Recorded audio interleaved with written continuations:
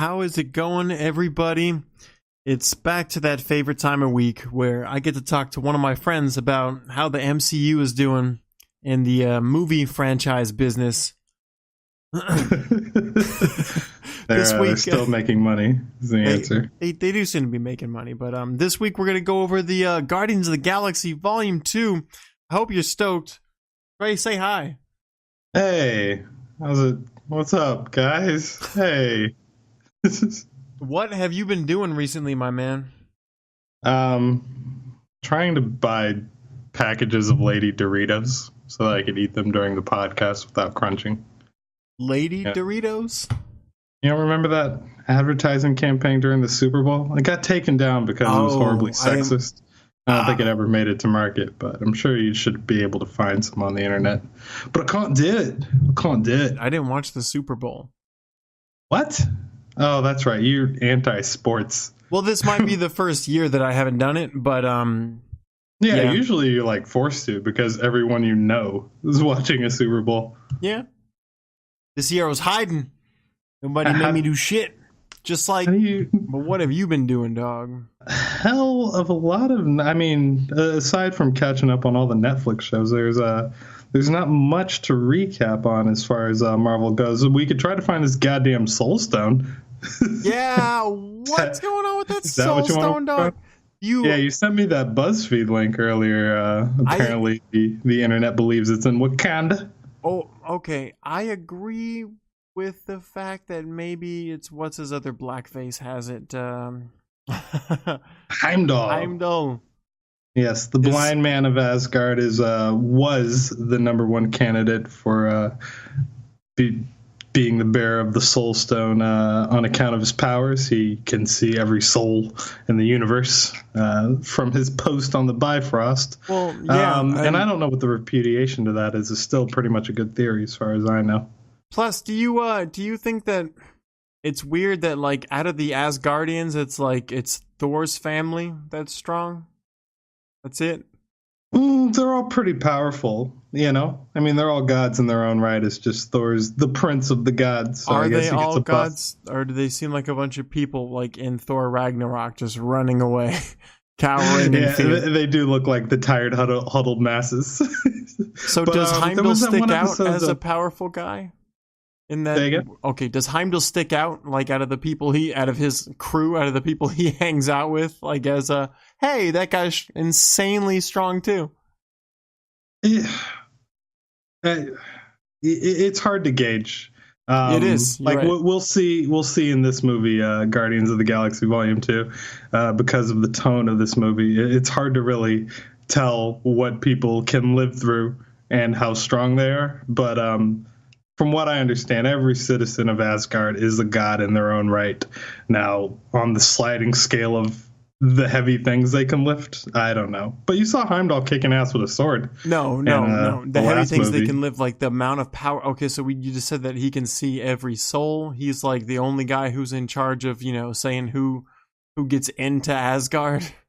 Yeah. Like it just seems like he's the so in Doctor Strange, how there was one guy in every single one of those what are those posts called? The three sanctums. The sanctums, yeah. That's who he is. So there's him, and then there's Thor and Thor's dad, and a bunch of random Asgardians and warriors called. So that's it. It and seems Lady like Sif. I don't know. It's weird that they highlight only these characters. No one else seems to be wrong or super awesome, supernatural. Well, yeah, that's because the movie is called Thor. I mean, if you watch Agents of S.H.I.E.L.D., goddamn, I don't know if there's more than one Asgardian in that show, but the one that they did show was just a minor god, and she just had the ability to manipulate the minds of everyone around her, which makes her fucking crazy scary, but yeah, that's just a side character in Asgard. Yeah, it's odd that they're all portrayed as like, we got to get out of here. And not one of them steps up to show is anyone else hiding any fantastical abilities that they want to share with us? Yeah, I see what you're saying, but no, they're all pretty good in their own right. Okay. What was this in reference to? What are we talking about? Soul Stones, yes. As far as I know, nobody has disproved the Heimdall theory. And a second runner-up theory is that the missing Soul Stone might be in Wakanda as part of vibranium, maybe in relation to the heart-shaped herb or whatnot. Well, if you remember Black Panther, and that's a couple movies ahead of this, but that one guy says vibranium is the strongest substance in the universe. Mm-hmm. Your African accent sounds like a supervillain from Norway. But go on. Thank you. But if he, I guess if he's right, which I don't know how he would be, but if he's right, why would it be the strongest in the universe? Maybe because it's part of an Infinity Stone? Yeah. But do you see how that already feels like reaching? Stone? Dude, they made... I don't want to dig into the movie too soon, you know what I mean? But we all know it's about this planet. Ryan Coogler, the director of Black Panther, said in an interview that vibranium was special enough. There's no reason to throw a soul stone in on top of it. It's like the reason it's so special, because otherwise, what the fuck is it? That's what they're saying. It's not like it's going to make it even better. It's already crazy, and this is why it's crazy, is what they're saying. Nignog. Yeah, but in a way that kind of feels lazy. I mean, the Heimdall thing would be lazier, because you already have Thanos going to pick up the Tesseract from Loki, the blue one, the Space Stone from Loki, who I'm assuming is just going to hand it to him out of fear of his life, and for him to be able to like crack open Heimdall's noggin and get the Soul Stone out of it would be 2 for 1. That's not fair. Yeah. I hope we get some information about Thanos in this movie, because I feel like they showed a lot of Nebula in this movie, and I don't think she's all that, like, she doesn't seem all that strong. Like, being half Thanos and half whatever the hell Thanos had sex with, compared to, like, Peter Quill, like, he just seems a lot more durable than she does. Because Dad being a god and all, but, being spawned of Thanos. Yeah, but all that's gone away by the end of this movie. Is that what happened? Yeah. Is it? Don't tell me again. Like, I want to hear you say it 50 times until you believe that it's stupid and doesn't make sense and you're wrong. And we're jumping ahead a lot, but Kurt Russell literally spells it out for him. I get it, but how would he know? You're going to be human again. How would he know? Well, because when the celestial gene dies... How would he know? Who knows this information? This is something he knows as a celestial, and does he know a lot of other celestials that have done this? Thousands of children. I'm pretty sure. Those were his kids. We're diving proving my point for me, is what you're saying? No. You sound distraught. You want to go into the bio, man, or what's it called? Synopsis? The plot summary. First, let's recap where our characters came from, because this is a goddamn sequel, Jabril. Recaps for thoughts on Guardians of the Galaxy, Volume 1. Well, you said you fucking loved it, and that was your favorite movie ever. I kind of did that out of spite, because you liked Ultron way more than you should. A movie of which my father agrees with you on. He thinks Ultron is the bee's knees. And I had to go into it with him. In fact, I'm going to put Thor: The Dark World just a little bit higher, just to get back at the both of you. But yes, Guardians of the Galaxy Volume 1.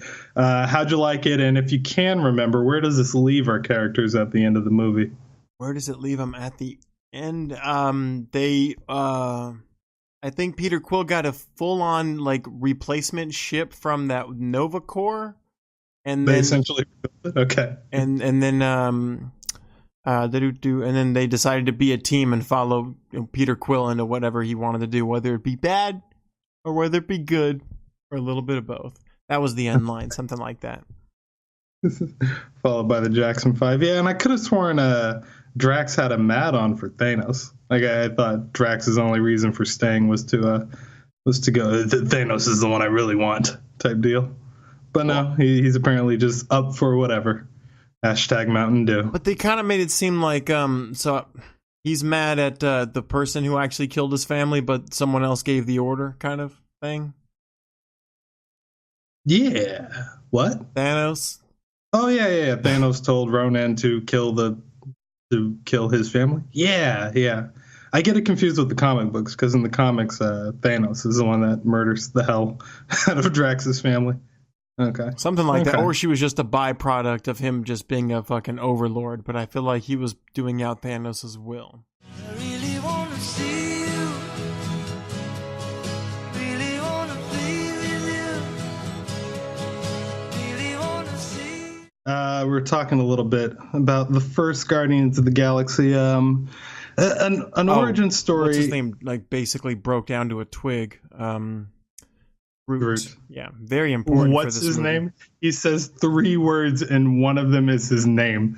This tells me you don't read Cast List. I feel like I don't know. I feel like that was a strong decision from somebody up, high up in the writers' rooms, kind of job title, where they decided to make that big kind of scary-ish character Groot, because he was pretty badass in the first movie. He was like, I think Gamora was the only person who just whooped his ass, and she whooped it bad. Like everyone else got their ass kicked by him, and it was like, well, this character is completely CG, right? Why don't we just turn him into some little fun character that every kid can enjoy and just totally just drag the audience kind of that way, or drag in that audience even a little bit more, What do you think? Yeah, shout out to Lindsay Ellis of her YouTube channel. I just found out today, but she described Groot, baby Groot, in this movie as like a post-apocalyptic currency that you can use to like barter for gasoline, like 5 plush baby Groot dolls for fucking fuel to the next town. The fuck. It's just a marketing engine. That thing must sell so many toys to so many children. Yeah, he was incredibly adorable, and once again the CGI was absolutely incredible. Well, you know what I was starting to notice during this movie, and I think if you looked like, okay, you're into watching these 3D movies, to me there's a reason I don't really like watching them. I feel like I have to kind of stare blankly at the screen and not specifically at anything to see it in 3D the right way. But that's stupid because then I can't experience any of the detail. Then I feel like I just get the 3D experience without being able to see the detail of someone's face or something like that, Well, once I did just kind of looked at the screen, and I wasn't watching it in 3D. I was watching it on Netflix at home, no glasses, but these bifocals right here. And I was just staring at the characters, and I could clearly see the outline. And we all know the background CG, don't get me wrong, but it was just more obvious than it should have been, like the green room, like around them. It seemed ridiculous, at least at first. I didn't. Maybe it was. Are you talking about any scene in particular? The beginning part of the movie, for sure. I know. I watched it most recently in like 2 different parts. I watched like the first hour or something, like in the dark, and the movie experience like the best way to watch it. And I was just staring at the characters, going, "God damn!" Like the background, even at the beginning, like when they're having the fight with that one crazy alien. I was just like, it's just so easy to see. Like, I mean, you look at them and they don't really know where to look. They look over there. I go, okay, I see it. Well, I mean, Groot's in the foreground the entire time. That's like, during the musical part.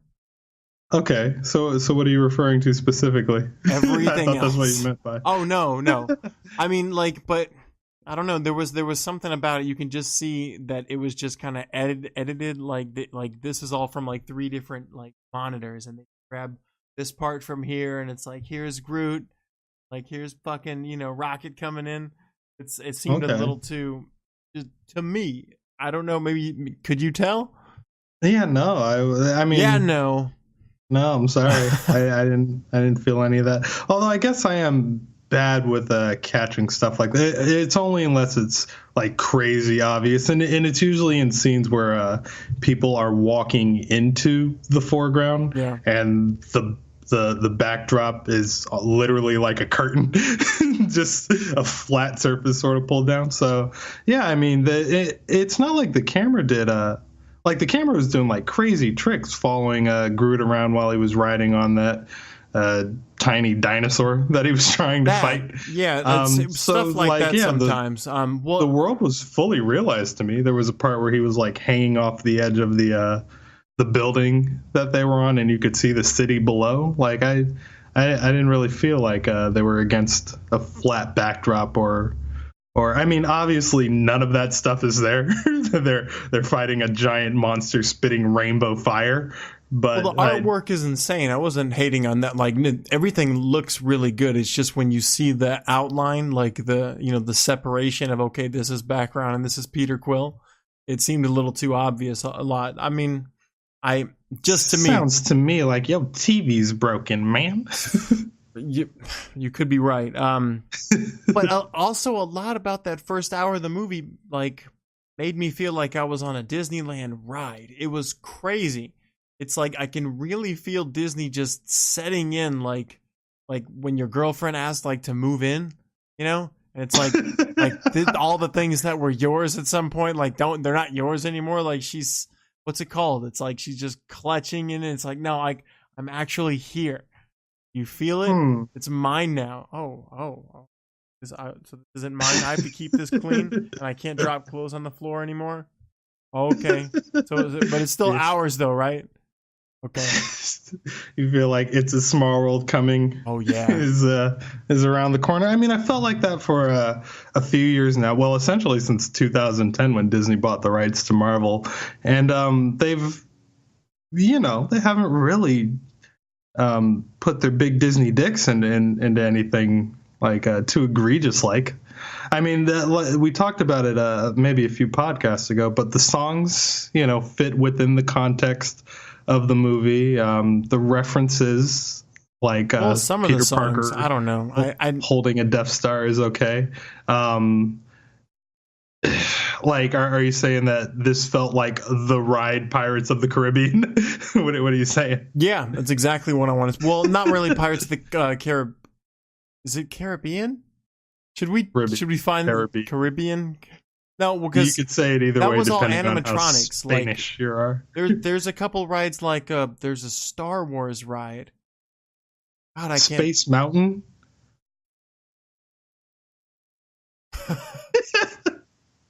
It doesn't feel like you're on a roller coaster. Anything about Space Mountain, goddammit. Okay, so here's the thing: is before I just sound completely and utterly retarded. Yes, I know, and I have been on the Guardians of the Galaxy ride at Disneyland. Now, this is something that came out, I think, it was after Guardians 2, but it expired or whatever after Guardians 1. It's really just like, they took a ride. Do you know anything about this? No, I don't. So there's this ride about, say, 2 years ago, I'm not too far off on that, called Tower of Terror at Disneyland California Adventure, I believe. And it's just like, it's a tower, and it's like I think maybe like 6 floors or something in at most, and then like everyone sits in this one part of the elevator shaft. It kind of brings you up, and then every time you go up another floor, you see some crazy image or whatever. Then you go to the top, and there's just nothing there. Like, it's just the world. Like, they just open the door, and but you're like 6 stories up, and you're like, what the shit? And they just drop you, and you're just like, whoa! And then it's awesome. It's a fun ride. Well, they took over that with Guardians of the Galaxy, so every time you go up, you just Guardians, something that's movie referenced, Guardians inspired. It's actually characters. I guess, I wonder if they shot all those scenes separate for this ride. Maybe. There's a lot of that going on. I think you have like 3D glasses on. It's pretty fun. But what I'm saying is, like, just like, when they're in the ship in this movie, like right after they're getting attacked by the fleet, when what's his name stole those Harpulary batteries. I'm gonna call those Harpulary batteries now. No, they're not. But when Rocket, like after like they were getting attacked by a fleet of the what are they called? Sovereign. Yeah. Aisha. Like when you can just see like Chris Pratt like in the ship, and the way it's moving, it's just like there's the camera, and there's like there's that Star Wars ride essentially doing this. Like, put a lot of rides. Disneyland do that aren't Space Mountain, Splash Mountain, and whatnot. They're just like those motion rides where it's just like it takes you. You just watch this visual entertainment, and it kind of takes you there. It's kind of like a roller coaster. Huh. Yeah. Now, are you saying that this is I felt like the film? that Like, did it take you out of it, or is that just how you felt watching the film? Yeah, I'm just trying to describe it. Yeah, don't take that like negatively. It's like it is what this movie is. Like, I like these movies, but they're not my favorite because there's certain things I want from I didn't even know what Guardians was before all these movies came out, but Guardians is a different kind of entertaining. It's very funny. I mean, all in all, I think we should throw away this whole fucking movie. There should be no Guardians of the Galaxy. It should be Drax and Rocket Raccoon in their own, two-man function. Those two are the best characters in this goddamn movie. They're easily the funniest. And I think they work well together.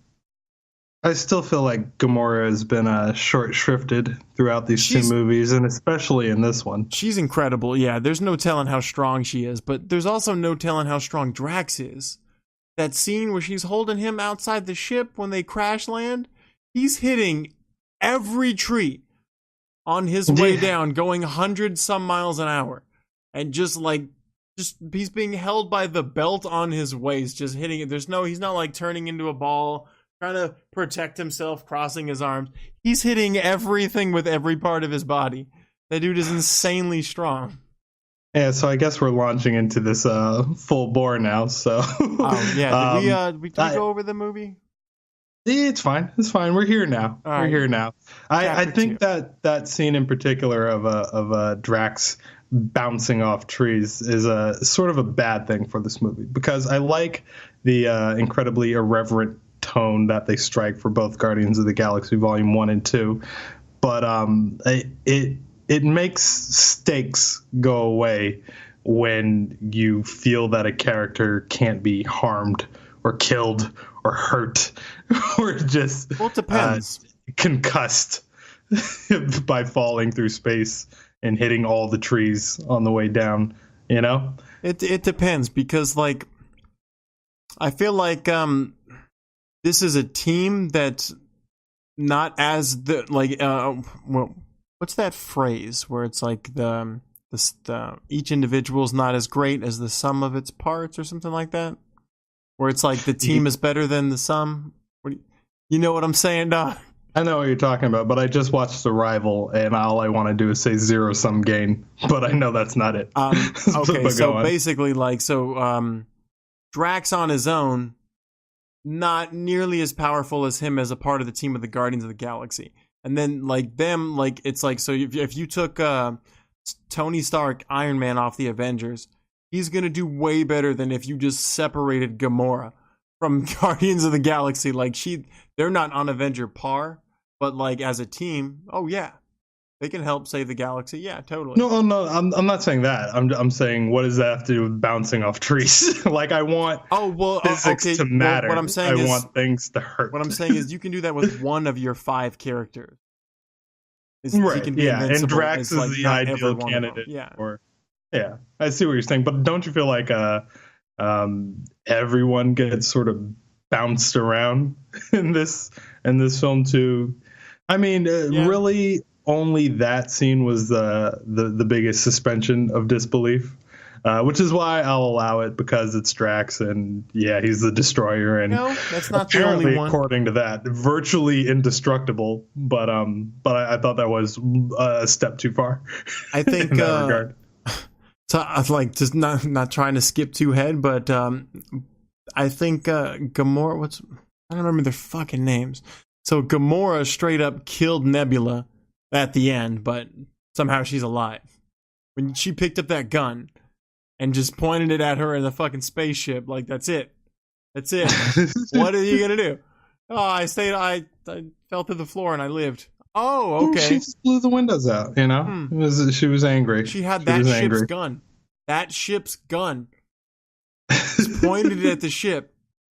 I mean, both of those are Nebula and Gamora are cybernetically engineered by Thanos himself. We don't know anything about Gamora. Some crazy shit. No. Nebula told us that in this movie about her. Gamora is just that way, but she's also adopted. Which makes me think, what the fuck is so good about Thanos' DNA if his daughter sucks that bad? Or is Gamora that cool that she's better than, Thanos' daughter? I went back and watched the first one, and it does say that Gamora has some cybernetic enhancements. I don't know where, but yeah, she's been worked on, apparently. We basically, we don't see her naked like we should, but... It's a requirement. Well, because I'm tired of seeing Peter. Well, first of all, Drax is half naked this entire movie. Chris Pratt had a scene too, and it's just not one tit has shown up this entire movie. The entire Marvel Cinematic Universe can't show tits. Come on, not one nipple. Where the hell are you? Where the hell are you? This is America. We're scared of nipples here. All right. But Chris Pratt looks like he ate a smaller Chris Pratt. Like he's swole this time around. He is, but Drax way more still dwarfs this guy. Are you serious? Like Drax, like with his shirt off, is still so massive. He might it's like a regular person with a thick shirt on. He's just taking up so much space, and it's just mass too. I'm so jealous because every time I see something, like when Mantis ran up to him and like tapped him on his shoulder, I was like, man, I could see at least one like wrinkle of jiggle on me that would happen if somebody came up to shirtless me, tapping you on the shoulder, tap me on the shoulder, just wow, just be like, it's not happening at all. Like, solid motherfucker. How do you do that, Drax? He's goddamn it, he's probably my favorite character. Like, as much as no, I still like Rocket more. Drax is just all humor because he's like 100% honest, upfront, and loud. Yeah. And I do love Batista's commitment to the role. He spent so much time in a makeup chair for this. It was 3 hours every time they had to do filming on the last movie, and they got it down to like an hour and a half for this movie. But he had to like sit in a sauna every day after work just to melt all that shit off of him. God damn. Yeah, like he loves this role, and Vin Diesel as well. But what about Nebula? Does she have to shave her head for that? Oh yeah. Oh, I think they got a stocking cap for her in this one, but I think I might be confusing that with a character from Game of Thrones. Well, because it's 2016 when this came out. Like, we should have that by now. You shouldn't have to bald your actors. Bald your actors. Yeah. Let's take it back to the top. How do you feel about them subverting the traditional action set piece at the beginning? Because usually when you start out films like this, especially sequels, you put them right in the middle of the action. Bang, bang, bang, crazy shit happens. And one of the things that emerges from crazy opening action set piece is a little tidbit that contributes to the plot moving ahead. Instead, James Gunn decides to, let's just set all that to music, put Baby Groot in the foreground, and have all the ass kickery happening out of frame. Because this is nothing. In the background. Right? That's the feeling that I was getting from it. But I'm going to skip that part where they showed about what's his name's mom and his dad hooking up. And we're going to talk about Kurt Russell at length. I was going to say, because this is the second time we saw that whole age thing happen where they took somebody who's like 60 years old and made him look 20. Is this the second time? I know it happened with Iron Man in the last movie, Civil War. Didn't it happen to somebody else, or am I thinking of Jack Sparrow? Might be thinking of Jack Sparrow. Yeah, and I forget about that. Okay. I'm only talking about second Marvel. Time, and we'll when we start talking about ego and giant planets and bad guys, we'll talk about that de-aging tech. But as for the opening scene of subverting traditional ideas of what you're supposed to do with an action scene, I feel like this is like the giant title card from the first movie, like really setting the tone, as it were.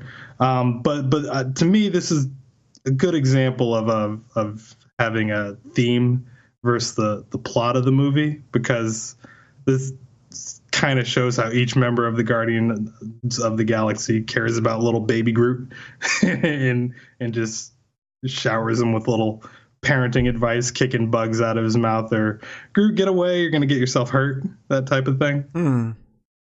So they're bringing you back to the movie like with just a few minutes of like, here's what's been going on since then. They didn't really give you a strong timeline of what happened from here to then. Because I think I remember you saying before a few months was the distance between 1 and 2, but I think you were just guessing. I think it could be a year. It's kind of hard to tell. Well, you go by the age progression of Groot. Like, this literally takes place, 2 or 3 months after the first Guardians of the Galaxy. Okay, but what's the age progression of Groot? Like, what do you see besides this and the ending? Yeah, in the ending, he's a twig in a pot dancing in front of Drax, and then he stops. And then in this movie, it opens with a tiny baby Groot. Well, what do you say? He's 5 or 6 months old? We'll call it that. I didn't even think of it that way. I thought the end may have been some other distant part of time. Okay, no. Yeah. The only reference they give you is like they say they say I don't remember what time they say when Ego met his name is Peter Quill's mom, but they say 34 years later. Yeah, so I guess you would assume Chris Pratt's in the 80s. About 30, so something like that. I don't know. That's the information they get. I mean, I guess that's better than present day, but it does seem like not a lot went down. I think Chris Pratt grew a mustache since then. Well, yeah, I don't know if he had that in the first one. But I too thought they kind of wasted, a little bit of time, I guess, in the sense of not really time, but they kind of wrote off that being a super scary monster because they kind of beat it through the parenting monitoring skills of watch Groot fight the big guy, fight the boss guy, turn on the music, kind of like, I mean, it's cool that they got it down like that, but very quick, I guess, after they became a team. Well, it's weird. We're kind of here and there with it. That's the wonder of editing, people.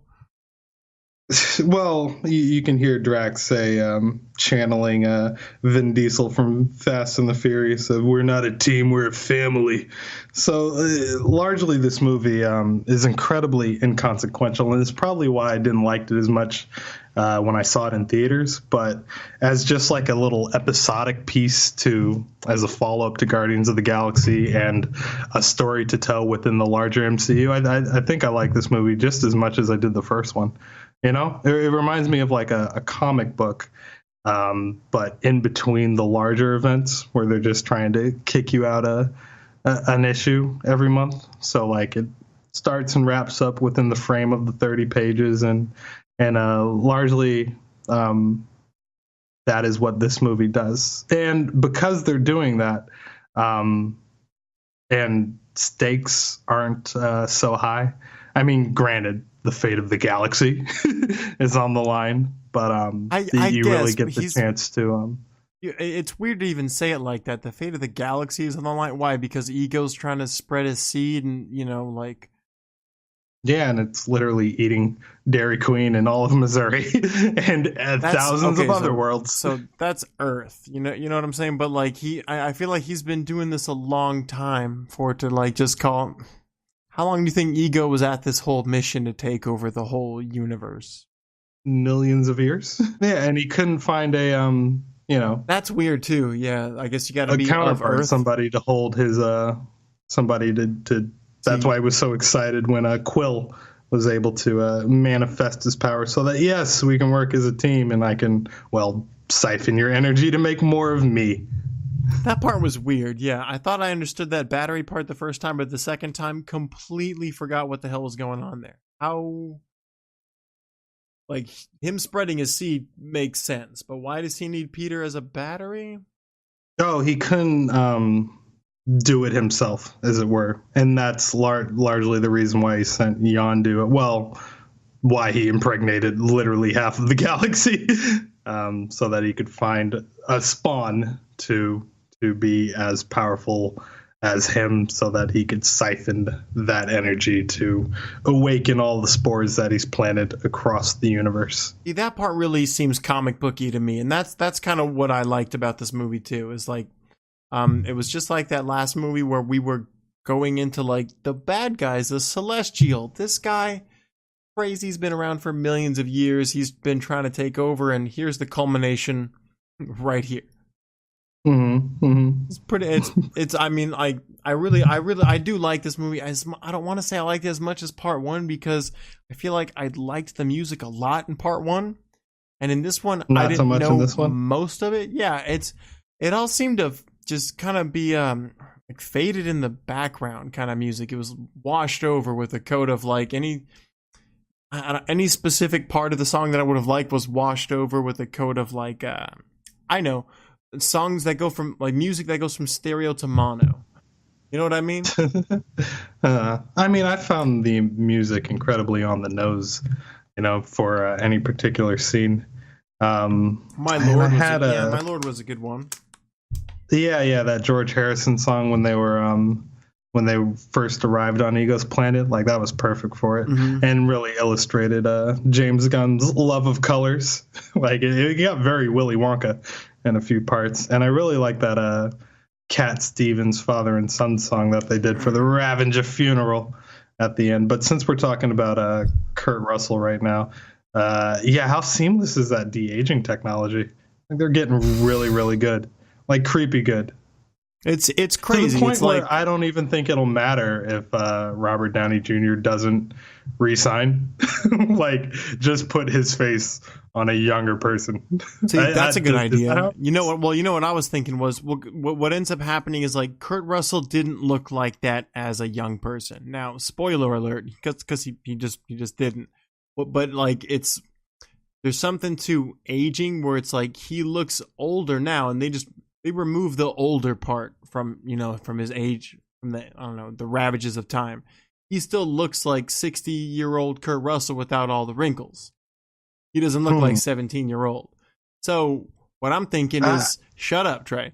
What I'm thinking is Dragon Ball Z, because there's a way that they drew Gohan's family, or Goku's family. It's like Goku, Gohan look similar. His hair grew this way. Goten is smaller Goku. Right. And that's exactly what they're doing now. Pretty much exactly. It's not like Kurt Russell at 17 that didn't look like him. This does look like young Kurt Russell if you took what he looks like now. And made him younger. Yeah. I see what you're saying there, but do you remember the de-aging scene for the last Pirates of the Caribbean movie with Jack Sparrow? Which one? Did you ever get to see that? It's the only time they did it. They had a flashback with Captain Jack. But either way, there was this creepy, like, uncanny valley sort of nature to the way they de-aged him, where it didn't look like younger Johnny Depp. It looked like old Johnny Depp just smoothed over. Yeah. You know what I'm saying? Mm-hmm. Like how you're describing this Kurt Russell. But with this one, with Kurt Russell, like there's no like cracks or like gaps or like points where you'd be like, oh no, this isn't like this is wrong. This is off. Like I thought it was the glasses, but when he took the glasses off behind the Dairy Queen when he was in the film, I'm like, whoa, this is just straight up a person, Like I don't feel like I'm watching crazy fucking de-aging software running a program right now. I feel like I'm watching a person. Interesting. Did you get that? They somehow found a way to CG just put like 10 pounds of lotion into his face. Just all the cocoa butter. Remove like 30 years of alcoholism. Really wanna see you, Lord. Really wanna see you, Lord, but it takes so long, my Lord. All right, fuck, you got me all confused. What are we stealing? Harpulary batteries for the Sovereign? I do not know too much about the Sovereign. I know they're conceited douchebags. By the way, yeah, so, and they waste a shit ton of money just getting their ass kicked by everybody. They made it seem like it was a super big deal at the end of the movie. I mean, I knew it was a big deal, like, wasting money, it makes sense, but, like, they're just like, the council wants to see you, and I'm just like... Oh, for the waste of resources bit? Yeah. And that Aisha woman is actually like 6'1" in real life. she's a very imposing figure. I thought that was Paris Hilton the whole time. The whole time. Okay. Well, Aisha was the actor, not the actor's name. I don't know the actor's name.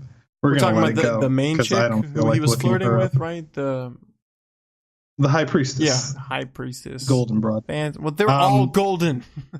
Don't do that. I thought there was another, because there was a few of them on camera. Pretty hot. I liked them.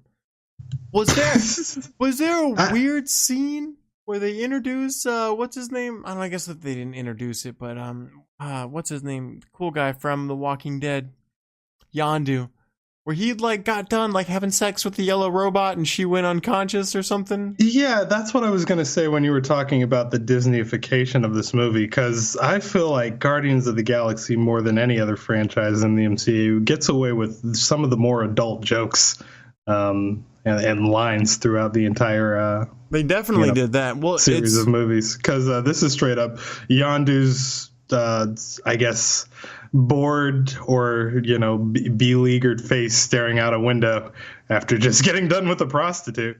And I even remember in theaters being like, hey, you can't just show that kind of world weariness to children. Well, I think what's weird is I looked at the movie on IMDb and it said it was rated PG, and then Netflix rates it at PG-13. I don't know that there's a difference. I think that there has to be, because why would you have two different ways to say the same thing? Well, yeah, the 13 advisory is for above the age. There's a great film called This Film Is Not Yet Rated, which will go in depth on the intricacies of the Hollywood rating system. But it goes by how much you can schmooze people. But go on. What were you saying? Well, I was looking at what PG-13 meant, and it says that, people should be 13 years old, something like that, if not escorted by their parents. So, at 13 years old, is that too early to expose somebody? Not to a porno, but to, a planet where people, go to have sex and stuff like that for money. It exists in the Marvel comic universe. And Disney bought that ownership. They can't just erase all that. And it's not like they didn't inherit a porn shop. They inherited a video store, but there was porn in the back.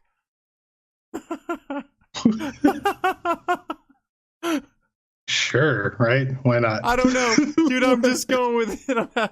I'm having fun because that's what this movie is right here. Overall, I'm in the podcast right now. No. But that's one thing I like about the Guardians movies, though. It's much as I want to pull apart the things that I don't like, I'm just trying to put it in its place of, Guardians 1 was still better, right? I like the music more. If nothing, I like the music more, and they don't have 30-minute overkill. They don't have 20-minute funeral scenes in my goddamn $7 billion movie. Yeah, this is weird because it doesn't feel like it should be like a summertime movie, like a big blockbuster hit. And they try to make up with that by having the end fight scene just be all of 20 minutes and fucking fireworks, bombastic and ridiculous. The fireworks in this space. is largely a character piece. Don't you feel like you know more about the Guardians now after watching Volume 2 and the intricacies of their familial bond, more so than in Volume 1? They waste a lot of your time spent enjoying a visual romp of a giant cartoon world on funeral scenes and meandering about on Ego's planet and just generally killing time and chewing the shit. But I think that's what makes this movie kind of awesome. Yeah. Do you disagree? Well, I think they went into every character except for almost nothing about Rocket. What do you mean? Really? Well, he just, so he stole the battery because he wanted to. He was kind of being a jerk. But I guess... and then he has that change of heart with Yondu in the prison. God, I hated that. Because you're me, boy. God. Oh, jeez. What was the meaning of that scene? Well, to show that... To show him what? That, we're alike. I'm going to say this in 5 minutes. Yeah, Rocket has spent the entirety of this movie being a douchebag and pushing away his friends because he can't accept love. He's a genetically engineered trash panda that hates everything and everyone and is having a hard time coming to terms with the fact that these group of people care about him. And at every turn until the very end of this movie is pushing people away. In fact, that's why the last scene of this movie focuses on Rocket Raccoon's crying face as he comes to terms with I guess I washed that out of my memory. I try to act like it didn't happen. Because I guess you're making a good point now. I didn't look at it that way, but God, I also, like, when that scene came up, when they were just having that heart to heart, I just tuned out, man. I don't know why I have to watch that on this screen. It's like, what's the point of this? Like, so now we can transfer, like, oh, me and this character are really alike. Well, I'm gonna die, so now you can still be you. I hope you have fun being you. No, you're not a fan of seeing people grow? There was way too much of that touchy-feely shit in this movie, man. Yeah, literally every single one of these band of misfits people has been abused in some way. Nebula by Thanos. Chris Pratt was literally going to be eaten by Yondu. He just said that to scare him. Turns out to be. He just said that. Yeah, I agree. But his actual father turns out to be a megalomaniacal planet. But that's Rocket, fucking cool, though, man. Your dad turned out to be this guy who was one of, like, whatever, 10 beings millions of years ago. That's pretty. That's like, I don't know. That's somewhat cool, and compared to growing up being like, oh, who's your dad? Oh, Will Smith.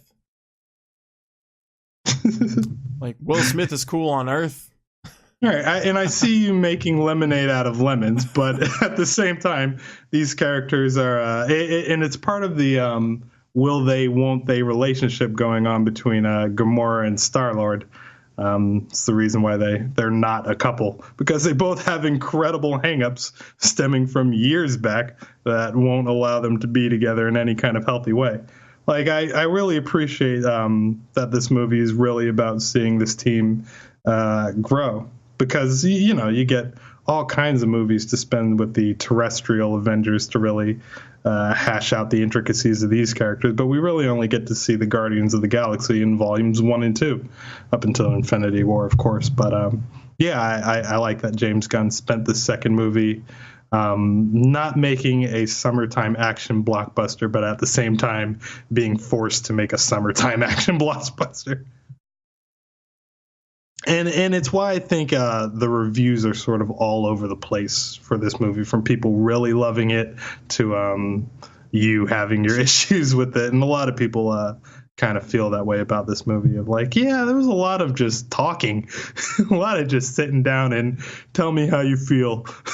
Well, if it's like beneficial to what's going on, I'm totally about it. Like those scenes where like any scene that Drax had was funny, so I'm down with keeping that in the movie. And then once they landed on Ego's planet, Mantis was telling him all kinds of shit, which was kind of giving some background about her. Where are we at? Let's talk about where we're at.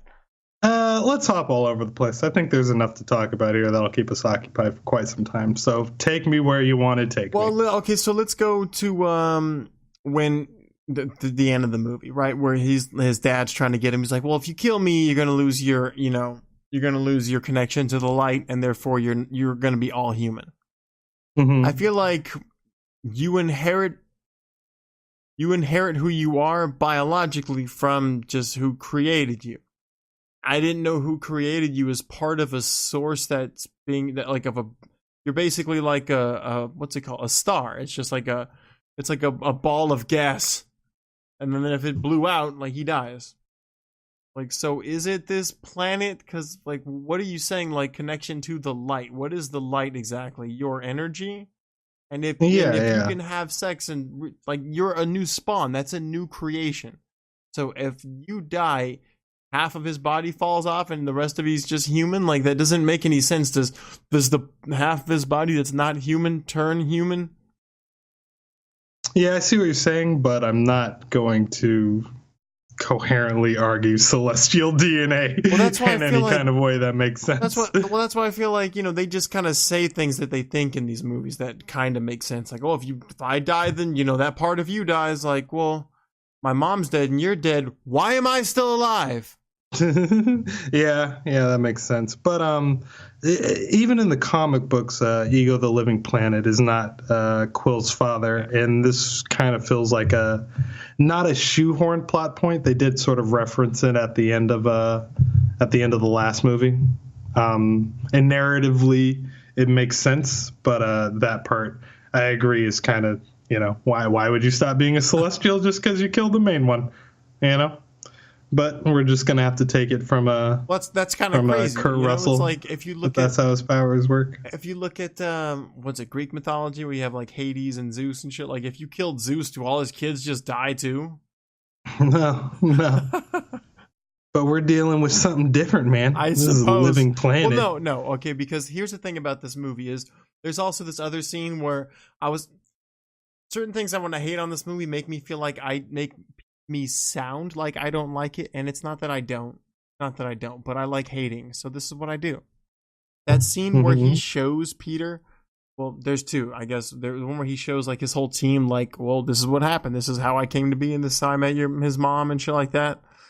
I feel like that was a cheesy way to show everybody, because this dude, everything on the planet he created, it seemed like it was very detailed, and then he got to this little spot that was like this anime. It was like a diorama that like a kid made, and then like a middle school project, where you get to see the different displays of check this PowerPoint presentation out. Yeah, it seems like you're not that great with detail, Dad. And about that scene, like I'm wondering how much of everything that Kurt Russell, that Ego says, is a lie to get Quill to buy into this concept of being a Celestial and using his power to, engulf the rest of the universe. Because, like, clearly he wasn't going to, like, Kree planets as Kurt Russell trying to bang Kree women, Like, I don't think pink people would take too kindly to, like, what is this young Kurt Russell with his wavy hair doing on my planet? How do you know? In every one of those spears, he was wearing that red jacket. Like, no, some of these people you're dating are like aliens with antennas and stuff. Like, there's no way your human form is what. Trey, you're a Futurama fan, right?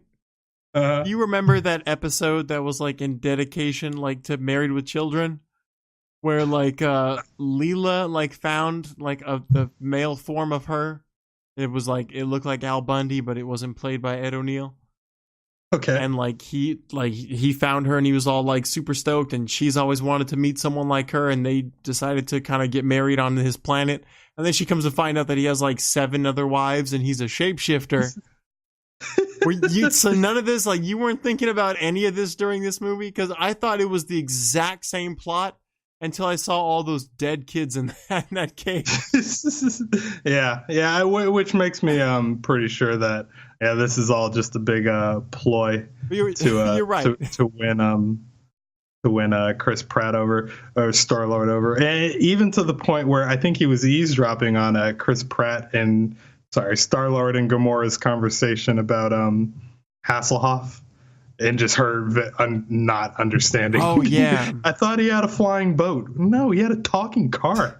And she's like, I just wanted to play catch with my dad. And he's like, that's my in. So immediately after making that ball. Immediately after making that ball, Kurt Russell says, all right, toss it over here, son. So I hated that scene too. Okay, but it all makes sense now. Okay, so all right, I agree. I think that was his. Did you hate? Because I think I might be able to win you over on a lot of them. Any heart-to-heart scene? I don't want to watch it, dude. I don't want to watch it. Don't make me feel feelings. I don't. Yeah, exactly. So okay, you like no part of that Ravager funeral? Oh God, that whole thing. Yondu's death. No, well, because what I didn't like was the fact that Yondu kept talking about his death the entire movie. He was like, really? He was just like, he was mad because they weren't going to play that shit at his funeral and whatnot. And like, well, you'll never hear the horns of fuck. What is? You plan on dying soon? It seems like, okay, if they disbarred him or whatever from the Ravagers, like ever since they found out he was dealing in kids, I'm going to guess that was before he got Peter Quill. They said he got a bunch. I think all those kids in the cave, Yondu got for him for insane prices, So he'd been doing this for a while. Thousands. Yeah, maybe you conscripted somebody else before Yondu, because that's literally your entire day job, right? You're just. But like, why did it seem like he wanted or he knew death was in his future in this movie? It seemed kind of weird. I felt like that. Him launching himself into space took me by surprise. I didn't really foresee his death coming the first time around. And you know what? But then again, I never really pick up on those things.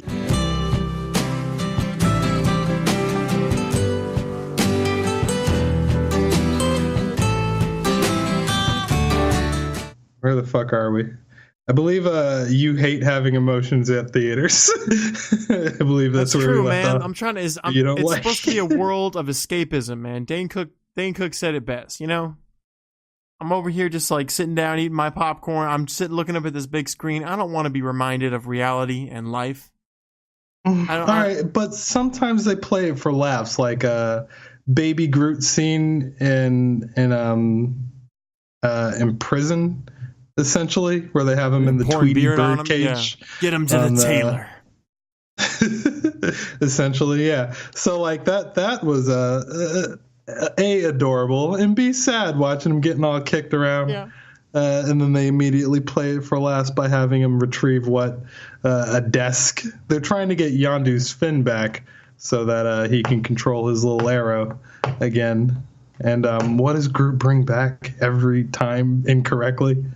Oh, I didn't take note everything. It was pretty funny though. This is what I like about this kind of movie. Ridiculousness. Is like he brought back a human toe at some point. Yondu was like, because he told him in the most coherent way he thought possible, and Rocket just gave him that look that was like, "You think he understood everything you just said? Why does everyone think that Groot can understand them? That's the problem. This isn't gonna go well." Well. Okay, now that aspect I understand, but Groot's a baby and he doesn't understand English. But what I like that they explain more in this film is that you can really understand what Groot is saying. Like it's not like he says, "I am Groot," and then Rocket makes up a sentence to tell the rest of the guys that this is what Groot is saying. Like when they had that huge diatribe about why Groot doesn't like hats. Like you can really like hear as Rocket is breaking it down for Yondu that Groot has opinions that he's developing and a way of expressing it that it's only 3 words, but these are full-fledged sentences that more and more of the Guardians are picking up on. Interesting. Oh yeah, well, yeah, more and more. I agree with that. But like you're actually picking up on the character development of Groot. I dismiss all this shit, dude. I don't know what else to say about that. Like it's like I try to take it for what it is and what I see it is. I'm just like, oh, this is just Disney's other way to just shove this little tiny character down our throat. Like I'm supposed to be like, oh, he's cute. Like let me put some focus on him, and I really don't. I care about him when he does some cool action type shit, like that scene where he was. He took his first life today. Yeah. Wait, was that the scene where he kind of dove forward and just stretched his arms out and he grabbed someone and threw him off like the bridge, and then he falls back on like Rocket after the guy just flies through? Yeah, that was dope as hell. That was pretty badass. Yeah. Like watching him. Well, like certain things, like I was saying earlier about the CG, is like it was pretty obvious to me, and not everybody. That's fine, but when Drax fell on like the boombox and broke it. And Groot goes up to him and punch and kick him. That like Groot is punching and kicking like a solid square object, and Drax just happens to be there on some CG world. It's like you could tell that it was recorded separately, you know? Oh yeah. Groot is always going to interact way better physically with Rocket than any of the human characters. Like even scenes where he's being transported from Nebula's shoulder onto Star-Lord's shoulder, it's always going to look a little wonky because CGI to real life has a physics problem. But yeah, the entire movie, Groot was being sort of a petulant douchebag, essentially acting like a baby. Like he was as opposed to being helpful in Volume 1 and just generally big and scary, he was a hindrance throughout this entire film. just sitting in the back seat eating Skittles and throwing up everywhere, just not being of any use. He was pretty something that they had to take care of. Dude, we just like the polar opposite characters here. I'm down like Drax and Rocket. Rocket, dude, that scene where he was like all alone and he was like, and he knew that Yondu and his friends were coming to get him. He's setting up traps and traps. Shit. Yeah. He just like, that's like the song that he played. I don't even think I liked it all that much, but I noticed after I watched it, it's the movie like a second time, that he was like, he had like a walkie and was like humming into it. So it made it seem like it was actually, he was over there listening to music, working on the ship. Yeah, that he was working on the spaceship. That was just so badass. I saw him actually just hum into it and I was like, what the hell? This dude's so awesome. Does it look like when he's fixing the ship that he's just spray painting it? Yeah, that looked like a little solve that you put on to, this will replace metal. He'll be done fixing the ship tomorrow. He's just like, I mean, it's literally finishing as I'm like, it's how much more of this do you have to do? And he's so forged. Hell, do they ever get that ship back? Because they get kidnapped from that spot, right? Essentially, the Milano is just kind of sitting there on that's what that's called. What planet is that? Berhart? Yeah. Yeah, so Quill does not get a ship at the end of this movie. Did we go over this in the first one? Is Rocket basically Forge from X-Men?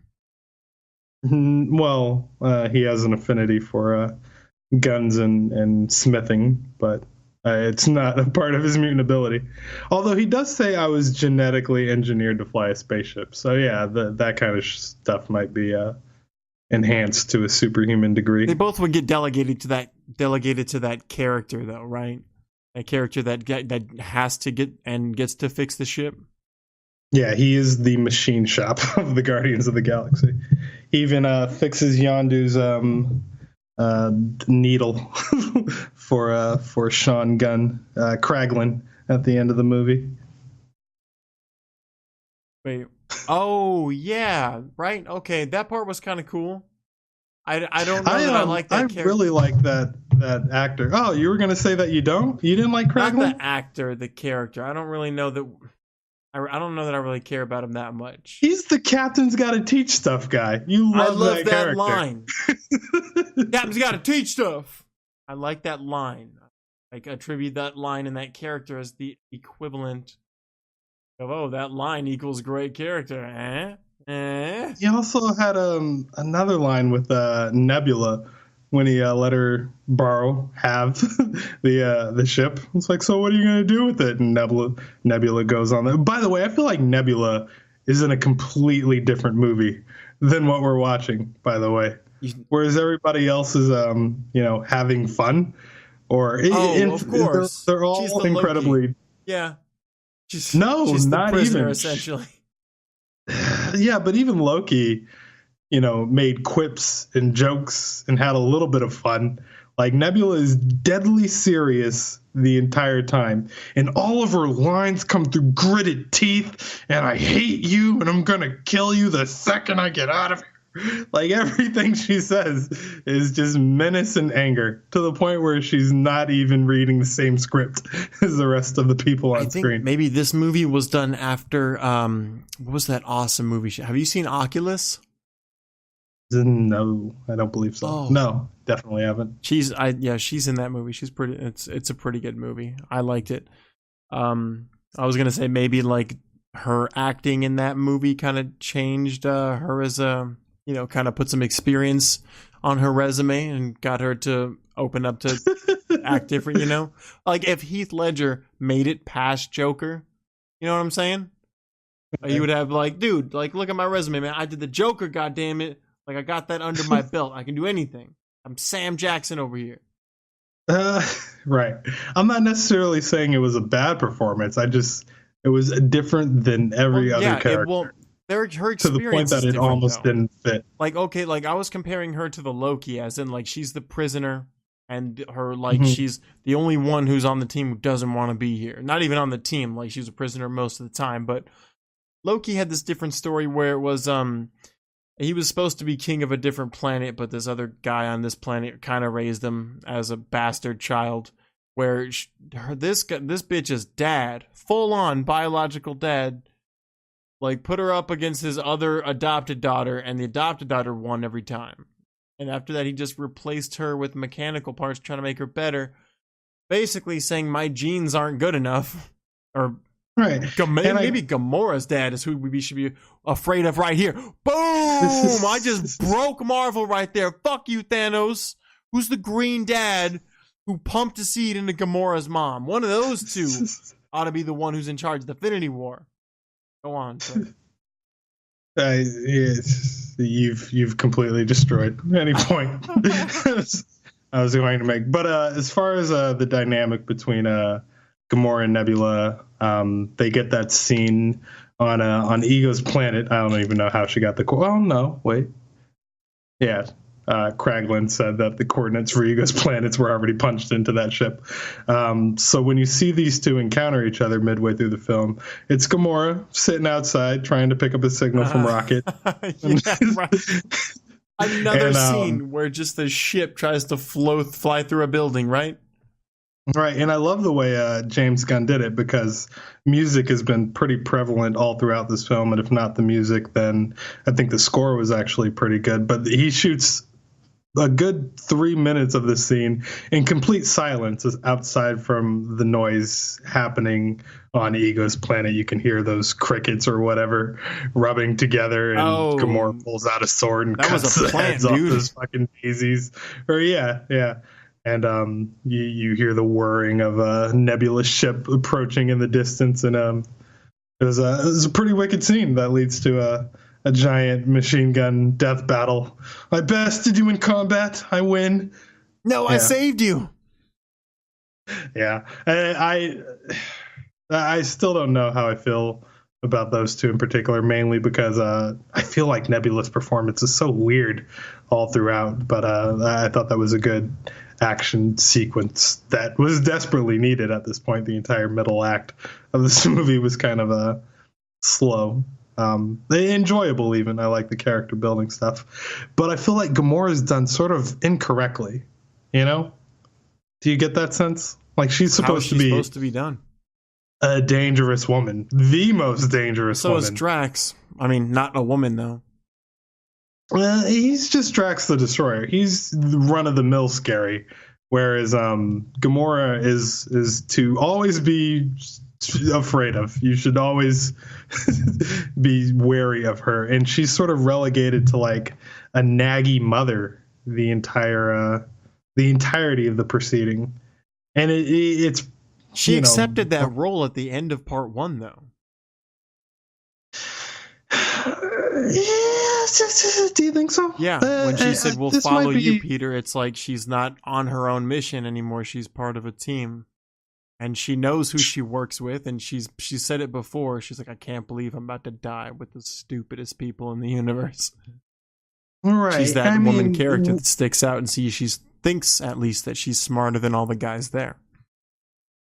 And within the parameters of the film, she does get flourishes and moments of being this like calculated badass, but oftentimes, and this might be the goofiness of Quill and Drax's just general I don't get it attitude, and Rocket being a douchebag. So maybe that's really the only sort of level-headed character slot left to fill. But I just don't like that they gave it to Gamora, because she's literally just as wild, as insane as any of those four put together. That's true. You know? And she's, I mean, I guess I was kind of being a little bit hard on her earlier. She is kind of the smartest one when you think about it, because like Drax is getting information from Mantis, and while having the time of his life just laughing his ass off at her, calling her ugly and whatnot. What's her name? Gamora is the only one who's like, so you're fucking old as shit, huh? And you can like just stop that whole entire fleet of Sovereign from trying to kill us and just standing outside in the galaxy on this ship. Like, what are you? Where is everyone? Yeah. How come this is your planet? Like, your planet is you're in the president, or like you build it? Like, am I in your cock? What is this? Yeah, I do like Drax's line of like, do you have a penis? What? He's a planet. How can he get with your mother? It would smush her. Yeah. That's going back to what you were saying earlier about how this movie's like, it's not so for kids, because that was a random thing to point out. Because like not only like he brought it up, so did he make a penis? And then he goes, it's not half bad. He goes, and then he makes eye contact with him, and then he makes eye to contact with him. Yeah, that did happen too. Yeah. Drax had another line about cocks when he was talking about like how his wife wouldn't dance with Peter. It would make my nether regions engorge. Come on, man. You can't say that. That's why I'm saying, well, I mean, that's just one of the things that made him the funniest one there. It's just like the most melodic melody you'd be playing. Wouldn't tap it. Was awesome. And it's a part of the Guardians' MO throughout the MCU. The Jackson Pollock painting line, like they get away with stuff that the rest of the Marvel movies just don't even attempt. Yeah. It's pretty great. Saying, man, just whittle it down to those two characters. It would just be fucking hilarious. It'd be like a Beavis and Butthead episode. Like, look at those two, like, when that one scene where he's just like, Quill, you're going to wake up and there's going to be something squishy inside your bed. And it's going to be because I put a turd in there. And it's going to Drax. Drax just starts wailing off with how famous he is. His huge turds. Famously huge turds. Yeah. I mean, they're all very broken characters.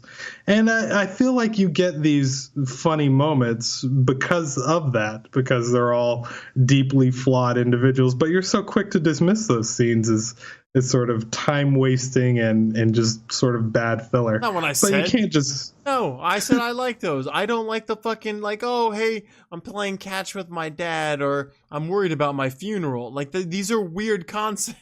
Like, catch with your dad is not a weird concept, but why do we need that in this film? Well, but I mean, you do understand why it's needed, though, right? He's trying to constantly... Well, no. Okay. Hold on. After you told me, it makes sense that he was like, that he heard... I don't remember that line where he was talking to Gamora. Like, I tend to tune those two out when he's outside. There's a moon out and he's trying to get something. I'm just like, he's going into fucking sex mode right now. I want to see if he gets some. Not really paying too much attention here. Okay. But yeah, no, it makes sense that, because you were saying like how much of he telling him that it was a lie. Like he was definitely lying to Peter, but I assume most of what he was doing was omitting things. He just told him part of the wonderful story of how he met his mom, not how that was the billionth woman that he's ever met. Well, as my loving wife would tell me, all omissions are lies. Well, he knew. Here's the thing: he knew some of the music, so he'd spent some time there. You know what I mean?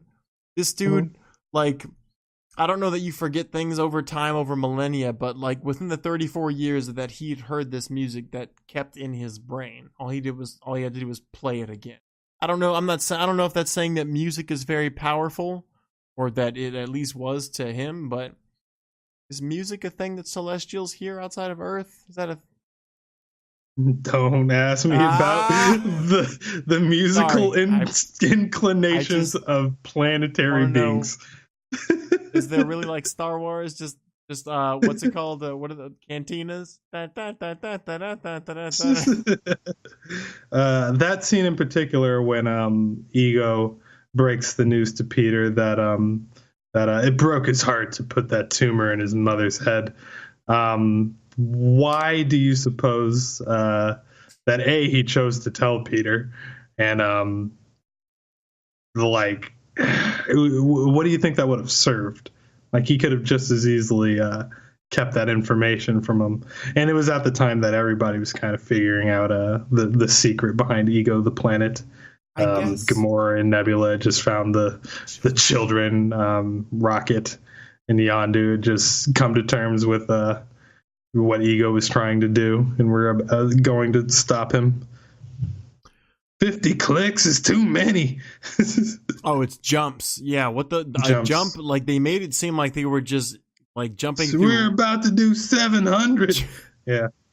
It seemed like they were just going through parts of like other realities, other universes, I guess, because at some location, like, it just looked like they were kind of bouncing, but once they got kind of closer, it looked like you were looking at outer space through this one angle, and then they just come through this one rift or like portal, and then they go through another. I assume that's what a jump was. Don't know. One of our friends brought up the question, what do you think a click would be? Because a click is a measurement that we created on Earth that maybe the galaxy wouldn't know about. Or agree to for the most part. Like, you just show them a click like a ruler. They're just like, what the fuck?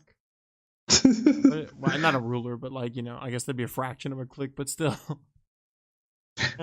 We never get to see in any space movie who's setting up all these waypoints, 50 clicks to the nearest jump. Who constructs these jumps, man? Because they're constantly getting blown up. And just who sets up new jumps after the old jump gets fucked? Just life. Oh, well. It's crazy because like an asteroid field just seems like a school of fish. Like if you lived in the sea, right?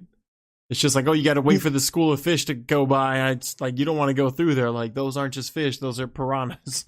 Fuck that. Wait for them to go by, and then we'll go. But at the same time, fish don't need, like, air traffic control to open portals to other sides of the ocean for them, I'm saying that's if you were on Earth. That's what that would be. I don't know that an asteroid field is moving in outer space. That was a quantum asteroid field, what does that by the mean? way. That's more quantum, meaning that they're blinking in and out of existence. Oh, so, fuck. Yeah, an asteroid field that was spontaneously occurring. So he was being a douchebag then, because he just like kept taking control of the wheel. How dumb was that? Like, you know what I mean? Oh no, that was incredibly dangerous. And Gamora says either one of you guys could have landed that if you'd have flown with what's between your head instead of what's between your legs. If what's between my legs had a hand on it, I guaranteed I would have landed that. But either way, like, that's pretty hard to gauge, man. Like, that's asteroids blinking in and out of existence. You'd have to be the greatest pilot on Earth. That was just Drax just talking, just so they can introduce that whole, he's going to grab the wheel kind of thing. Yeah, I mean, one of the biggest differences between them is Quill's ability to take criticism, because Rocket definitely cannot do that. Rocket is very easily offended by any and everything that someone says to him. He does not take kindly to be calling a rat. He stole the batteries. In fact, I think that was even before the High Priestess Aisha. Did you see him steal it, actually? You actually see it on camera. He does in the beginning. Yeah. Like, literally, as soon as somebody says how much money they're worth, Rocket goes ahead and nicks a couple of them. But he justifies it later when they crash land. All his fault by they were being justified it. That's so stupid though. He stole those. It wasn't like she was being an asshole and then he stole them. Yeah, no, he's a dick throughout the entire movie until that big talk with Yondu that you didn't like. No. Well, I mean, I guess he was kind of doing what Groot did in the other movie where, he wasn't taking his time at all. He just kind of started some action and he got everybody in trouble. Remember when Groot pulled that thing off the wall? He was like, let me get this guy's leg, this whatever, and pull this off the wall. But we do that last, right? Groot started that whole thing. I guess I guess it was Rocket's turn. I guess they did that old switcheroo they do in these kind of sequels then, huh? Starting to make me like it a lot less.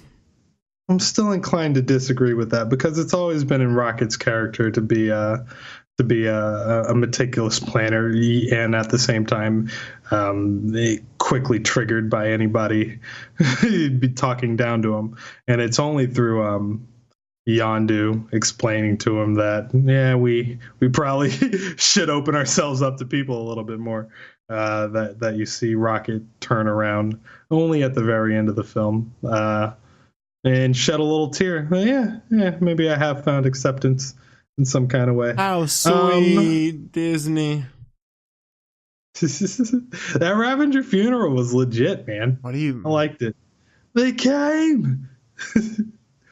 I think I just like that Kraglin character because he just wears it on his face, man. Wait, who are we talking about? Sean Gunn's brother. Oh, Captain's got to teach stuff.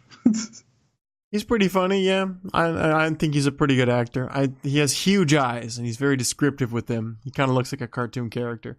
Hey, a side note real quick. I couldn't have been more impressed today in the movie theater preview, and I'm not talking about Infinity War. This just popped into my head. I saw a preview for a Spider-Man animated film. Oh, yeah. You finally saw what that? What the fuck is taking so long? You and I had this conversation a long time ago. About how everything should be animated? Everything. Yeah. It would be so much easier. Is that Miles Morales Spider-Man? Mm-hmm. And I didn't look too much into what they're doing. It's going to be a Sony product. It looks interesting. Hopefully, hopefully Disney, and I hate rooting for large corporations, but just bring all the Marvel properties home, you know? Mm-hmm. Yeah, I think it's awesome that you're doing a spin-off movie. Yeah, I think it's awesome that you're making it animated. Shit looks beautiful. All the times that I've cried, keeping all the things I knew inside, it's hard. Okay, so now that we're back into this movie, we're grinding to the halt where Stan Lee, I think he has two scenes actually. There's he's basically with Uatu, the Watcher, or are they the multiple Watchers? I don't know what they're called, but we're seeing so many of these ancient beings in these movies. I feel like, I don't know, it's all my dreams are coming true. I never thought I would see this. Beautiful. It's beautiful. Like there's two of them. Like the last one was somewhere, I think, at the end of the credits, and I guess it was in direct relation to Stanley saying, you know, I came up with all the characters, I came up with all these stories because I have so many more stories to tell. It seemed like him saying like, oh, well, you guys don't want to hear what I have to say. Like, I am the creator of the Marvel comic universe. Like, I shit stories. We got Hulk, Fantastic Four, Daredevil, X-Men, Spider-Man, Iron Man, Doctor Strange. Yeah. It's a lot. I mean, there was a popular fan theory going around that Stan Lee's been the Watcher the whole time. And granted, you never get to see him as a giant man hovering in the sky. But this kind of does lend credence to the idea that canonically Stan Lee is a Watcher. You mean in the MCU? Like the movies? Yeah. Oh. Yeah. He's appeared across multiple franchises as, these different things. But my hope, and I hope they do this, is that he'll appear legit in Watcher form after Thanos takes out like a good chunk of the earth, and we're having our all is lost moment that they pan up to the sky and there's a big fucking Watcher head just floating looking overhead. And maybe I don't want that to be Stan Lee because he has way too distinctive of a face and has the ability to take you out of a movie. What if they use that age reduction serum, that they kind of pumped into the Kurt Russell, right? They can make him look 90 again. Well, it's not really about making him look younger. It's about, making him have a giant bald head on a tiny body. And, I think if you were to just acknowledge that, why is Stan Lee floating in the sky? I think, I don't know, that could be really cool. Honestly, that should be his character in the Marvel comic universe, too. He should be the Watcher. I think if they did that from the beginning, that would be legit. Mm-hmm. But because he's been so many things, I don't think that would fly. But yeah, I'm glad the Watchers are the universe. Do you think that's what trying to put these terms into place right here? So when Peter Quill asked his dad if he was a god, he said small g. So it's like, so he's like a small g god who's just like a god as in I've been here for a long time. I'm immortal unless anybody kills me. But a Watcher is someone who's been here since the beginning of time, I'm assuming, right? Yeah. I mean, I really wish I could give you... I just know the Watchers function. I don't really know where they came from. But yeah, they're one of those primordial entities that have just been around, like a Dormammu, like a Ego the Living Planet. The Watchers have just occupied a section of space for the...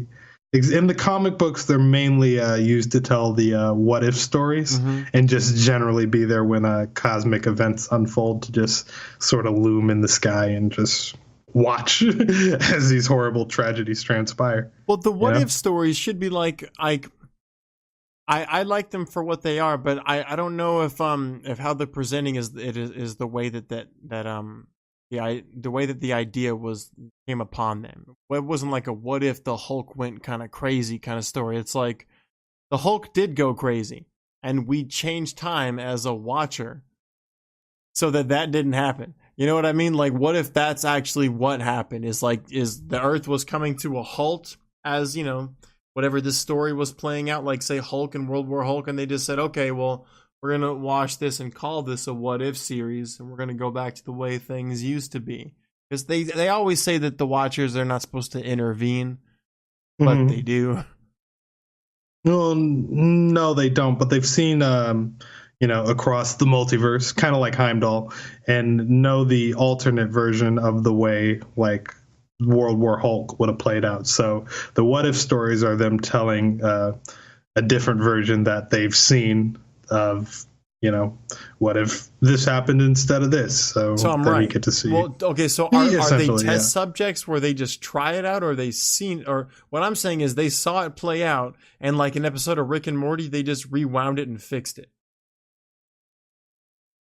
I see what you're saying, but they don't interfere. Well, okay, so there's like in the Spider-Man cartoons, like he pulls Spider-Man out and throws him on this planet, and he just goes, I think it's the Watcher, and he just goes, all right, well, pick your favorite heroes, and they're going to help you defeat these villains. And the villains were like Doctor Doom, Red Skull, Dr. Octavius, I think Lizard, and some other random ones. And it was like I think it was called God damn it, you know what I'm talking about. It's called Secret War, I believe. Well, so that's them testing an idea out, saying this is what will happen. I was saying a what if was kind of like it did happen, but we fixed time so it didn't, and now it's a story that's like, it sounds like what if, but this actually happened, it just didn't because we fixed it. Make sense now? I mean, yeah, but that's sort of an aberration from what they usually do, and this makes me a bad nerd, but I haven't read Secret War. I'm gonna have to check that out. But yeah, normally the Watchers don't pluck people out of the events that are going to happen to them. Well, maybe there was another. Maybe it's not even the Watcher. It's a character I'm unfamiliar with. It was like, you remember Madam Web in the Spider-Man cartoon? It was like she was a character, the Beyonder. That's who that was. Is that different? Okay. Fuck, is it Beyonder? Yeah, that's very different. Who was the Beyonder? I couldn't tell you, but he's one of those celestial beings, like the Collector or the Jeff Goldblum. What's his name? Oh, his Game Master. Brother. Well, okay. Yeah, kind of like that. Those guys, like the Collector, didn't seem special in any way other than his looks. He didn't seem like a ancient celestial being to me. He's just this guy who's a collector. I don't know how long it took to get your comic book collection, but you could just be really good at what you do. I guess his brother being in charge of that planet or whatever would make you think that he's been doing that for a while, but I don't know. I didn't think that didn't give me that much information from that character. You're saying the Collector is an ancient being, like ancient as in... No, nowhere near that old, but, Cosmic Marvel, man. Each one of them has their own twists. Dark Elf or some shit. Yes. Okay, so we went over the Stan Lee scenes. How does this movie end? The first one. They killed the planet Ego, which I don't know much about Ego. I think I've seen him. There was an episode of Fantastic Four where they landed on it and they had to fight it, and that was pretty cool. And they made him seem like, because they didn't have the Guardians on their side, which is one of his kids in the movie, like it seemed a lot more dangerous than most of this movie did, because they were kind of chilling on this planet as fleas for a little while. Yeah, and the logistics of fighting a planet is probably so very hard to do. But I think they gave it the best. See, I feel like at this point I'm done shitting on the movie. Outside of all the negative shit that I said, which I'm sure there's more I don't have written down in front of me, I did like the movie. I don't want to say I liked it more than part one. I don't even want to say it's the best movie of Phase 3, but it was good. Yeah. That's about how I come down on it. But like, it did get like a little crazy convoluted in that end fight sequence when you brought the Sovereign back again. And then you got Kurt Russell going away. I thought Kurt Russell was a good villain, and then having him disappear into the planet to become this weird CGI monstrosity sort of took away from from the impact of the final fight. And yeah, you kind of have to do that so that you could put a face on a giant planet, but it was just always going to be difficult to film them fighting a bunch of rocks or whatever tentacles that came up out of the earth. They had to come up with something, because it was I don't like. Here's one of my gripes again. It seemed a little weird that Peter he had just found out how to use these powers. And he's fighting, and already he's dad. Turning into Pac-Man and fighting. Yeah, his dad, who's only been alive since, if I were to take a random guess, it's longer than the Dark Elves, right? You think more than 5,000 years? This dude created himself. He said millions. Yeah. Insane. Yeah, like he just learned how to fight yesterday. Like, no, this guy has been around for a long time. Yeah, it's always strange when it comes down to punching and kicking when you're essentially a million years old. But no stone in this movie. Bastards. Nope. James Gunn did that on purpose. He's one of them's. These end fight scenes. So there was the Groot one, right, where he's a teenager now. Clean up your vines. Yeah, so this is how old Groot will be for the Infinity War. So you're meant to understand in that post-credit sequence that they flash forward in time, maybe 3 or 4 years. Or, well, hell, we'll say that was 2014, both the Guardians of the Galaxy Volume 1 and 2 up until now. So, yeah, we'll call it 4 years. And Groot's essentially a teenager. What else were they showing? playing his video games. What else do we have as far as post-credit scenes? We have Yondu's era. We have Kraglin learning how to fly that thing directly into Drax's neck. Oh god, yeah, that's see, I'm saying Drax is fucking invincible, man. He just it's so hilarious to watch that dude just scream from, like, shouldn't you be dead? Most people die when they get stabbed by this thing. Rocket gave up his whole plight in the movie, or not plight, but that whole mission. Oh yeah, we kind of glossed over that scene. Yeah, like, I'm talking they just said a lot of murder to music, right? When I was talking earlier about Drax and Rocket, like, this is what I mean. I forgot about Rocket. God, Jesus, he took out the whole fleet of Yondu and his crowd, and somehow Yondu wasn't part of anybody. I always wonder how in movies like this, how like a population like what. It was probably 70 people or something like that.